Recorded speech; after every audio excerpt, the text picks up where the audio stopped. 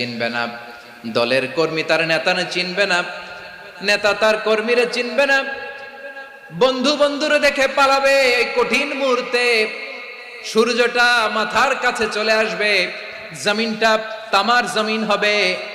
আজকের জমিনের মতো নয়।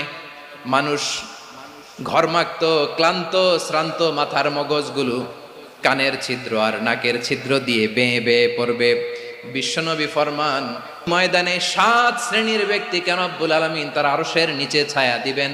তার মধ্যে প্রথম শ্রেণীর ব্যক্তি হলো ইমামুন আদিল। ইমামুন আদিল, ন্যায়পরায়ণ শাসক,